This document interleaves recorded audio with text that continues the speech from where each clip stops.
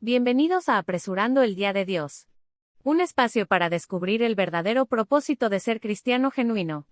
La Iglesia cristiana existe con un propósito: anunciar, difundir las buenas nuevas acerca de quién es Dios realmente. No podemos permitir que nada más nos distraiga de las instrucciones de Dios. Nuestro propósito al producir este podcast no es solo avanzar la misión de Dios, sino apuntar de una manera clara y definida a su conclusión. Por eso queremos invitarles a que apoyen este proyecto. Lo mínimo es suscribirse, darle un me gusta, comentar y compartir este podcast. Gracias. Esta es la penúltima entrega de la serie sobre el Evangelio de Marcos. El título de la presentación de hoy es Juzgado y crucificado. El versículo tema dice: y a la hora novena Jesús exclamó a gran voz: Eloi, Eloi, lama sabactani, que quiere decir: Dios mío, ¿por qué me has desamparado? Marcos 15:34. Los juicios de Jesús se llevaron a cabo de noche, posiblemente entre la medianoche y las 8 de la mañana. Pilato estaba en Jerusalén porque la Pascua, el día de la independencia para los judíos, representaba el riesgo de insurrección. En ese momento, todo lo que él quería era sobrevivir a la Pascua. Además, aquí había un juego político.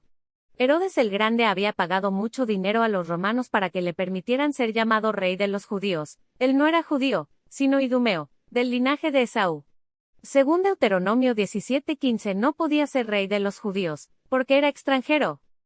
Cuando Jesús apunta a Daniel 7:13, en donde él recibe el reino, los líderes religiosos lo consideran una blasfemia. Entonces ahora le dicen a Pilato que Jesús quería ser rey. Por eso Pilato le pregunta a Jesús si era el rey de los judíos.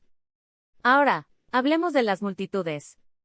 Las personas tienden a seguir a la multitud o seguir al grupo porque a menudo es más fácil que pensar por sí mismas. Somos criaturas sociales y nuestros sentimientos de autoestima a menudo están ligados a la aprobación de los demás. Las personas han estado siguiendo a la multitud desde el principio de los tiempos. Es fácil seguir a las multitudes por varias razones. Suposiciones. El cerebro utiliza atajos para tomar decisiones de manera más eficiente, y uno de ellos es observar lo que hacen los demás. Popularidad.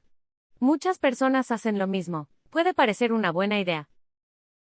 Conductas adaptativas. Los humanos han heredado conductas que fomentan la armonía social y la unión. Conformidad. Las personas tienen una necesidad natural de conformarse y encajar. Ignorar sus propios ojos. Las personas pueden ignorar lo que ven y seguir al grupo para pertenecer. Escuchar otras opiniones, incluso si están equivocadas, puede cambiar lo que vemos. En Éxodo 23:2, Dios nos dice que no debemos seguir a la multitud en hacer el mal. En cambio, debemos buscar seguir lo que es correcto ante los ojos de Dios. Pilato sabía que Jesús era inocente. Incluso su propia esposa se lo advirtió. Sin embargo, estaba más preocupado por su posición y su futuro terrenal que por defender la verdad. ¿Estamos listos para defender la verdad? ¿Estamos más preocupados por nuestra vida aquí y ahora, que ignoramos la misión de Dios, ignorando que al hacerlo, también estamos desechando nuestra propia salvación? Pilato decidió que Jesús fuera azotado, solo para saciar a la multitud sedienta de sangre. Esperaba que después de eso dejaran ir a Jesús. Por eso les dio incluso la opción más impensable: dejar libre al dulce Jesús o a Barrabás, un violento y empedernido terrorista. La historia de Barrabás también tiene un significado profundamente personal. Barrabás merece morir. En cambio, Jesús muere y Barrabás queda libre. Nuestra situación es similar. Desde el momento en que nacemos, estamos destinados a morir. Sin embargo, se nos da la oportunidad de vivir por la eternidad. ¿Cómo estamos respondiendo a la gracia de Dios? ¿Estamos resistiendo el don mismo de la salvación de Dios? ¿Estamos diciendo: sí, Señor, pero no me pidas que sea una bendición para los demás? ¿Queremos, como Barrabás, hacer las cosas a nuestra manera? Los soldados romanos eran asesinos profesionales, entrenados para luchar en circunstancias diferentes. Debían medir por lo menos 1,70 m de estatura y ser menores de 35 años. No podían casarse legalmente.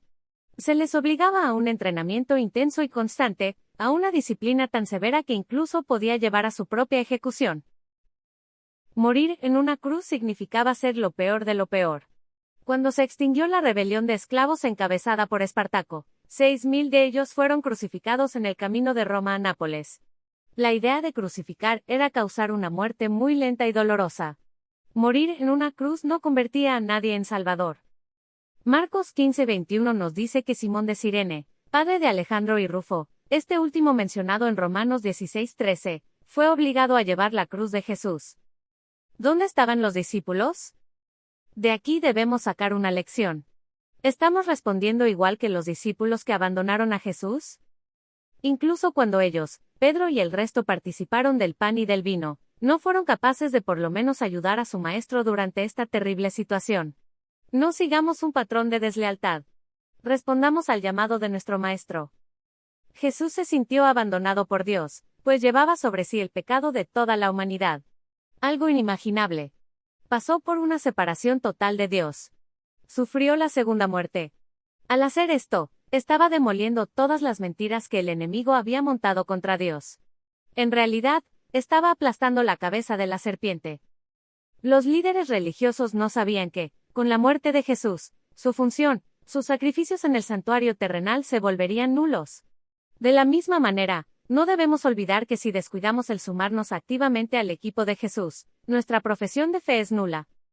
El propósito de Dios fue profetizado muchas veces, y en muchos lugares de la Biblia hebrea. Él tenía que morir. Sin embargo, los detalles y los protagonistas no estaban fijos. Dios da libertad a todos, todo el tiempo.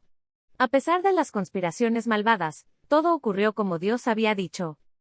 Lo mismo sucede con los episodios finales de la historia de este mundo. Todos nosotros, al igual que Judas, Pedro y todos los demás, tenemos la libertad de alinearnos en el bando que elijamos, ya sea en el equipo ganador de Jesús, o en el ejército perdedor del enemigo.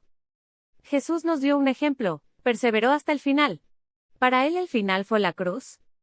¿Vamos a perseverar hasta el final? Para nosotros es que a su regreso, seamos encontrados haciendo lo que Él nos pidió que hiciéramos. Dios nos da libertad todo el tiempo. Mientras estemos vivos, hay una oportunidad de volver a Dios. Imagínense, José de Arimatea, un miembro destacado del Sanedrín, alguien que hasta ese momento había permanecido en la oscuridad, decide salir del secreto. ¿Y nosotros? ¿Vamos a permanecer escondidos y temblorosos, como los discípulos, sin siquiera participar de la acción? En aquella época de la historia, el trabajo de manipular el cuerpo de una persona muerta lo realizaba un esclavo o una mujer. Aquí a José no le importaba volverse impuro al manipular el cadáver de Jesús. No le importaba su alta posición como miembro del Sanedrín. Siguió adelante con el proceso de obtener el cuerpo, volviéndose más valiente. Luego él mismo envolvió el cuerpo en la sábana de lino nueva que acababa de comprar para ese efecto. Así que también se volvió más humilde. En Marcos, Jesús dijo, «Toma mi cuerpo». José de Arimatea fue el primero en tomar su cuerpo. La pregunta para nosotros es, ¿hasta dónde estamos dispuestos a llegar por nuestro Señor? ¿Estamos dispuestos a volvernos más valientes y humildes también? ¿Estamos dispuestos a dejar de lado nuestra reputación por nuestro Señor? Más aún cuando consideramos que el hecho de no colaborar con Jesús resulta en nuestro propio daño. Jesús murió en nuestro lugar, y mucho más. Su justicia demuestra que los humanos pueden vivir según los principios de Dios, algo que Satanás dijo que no era posible. Su muerte inocente demuestra que Dios es amor. Satanás dijo que Dios era egoísta. La muerte de Jesús muestra la verdad. Al hacer esto, se restaura por completo la confianza absoluta en nuestro Creador para todo el universo. También garantiza que la rebelión no se levantará nunca más. En resumen, la muerte de Jesús demostró el verdadero carácter de Dios. Romanos 4:25 dice en el original que Cristo fue entregado por nuestras transgresiones. Muchas versiones, con su influencia tras la Reforma Protestante, traducen esto como Cristo fue condenado a muerte. El texto no dice eso. Dice que fue entregado. Como parte de la gran controversia entre el bien y el mal, Dios entregó a su Hijo como si fuera un pecador. Así como nos entregará a nosotros, si nos aferramos al pecado al final. Como no puedes obligar a la gente a confiar en ti, en un universo libre, ¿qué puedes hacer sino entregar a la gente? Cuando Jesús fue entregado, sí, murió. En ese episodio aborrecible de la historia, el pueblo fácilmente influenciable pidió a Barrabás en lugar de Jesús, porque sus líderes tenían rienda suelta para influir en ellos. No había otro mensaje que escucharan. No había luz que brillara. Actualmente, el mundo sigue al diablo, porque esa es la única voz que escucha.